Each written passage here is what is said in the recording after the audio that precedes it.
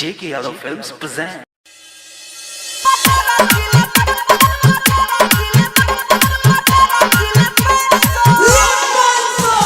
JK Yadav Films.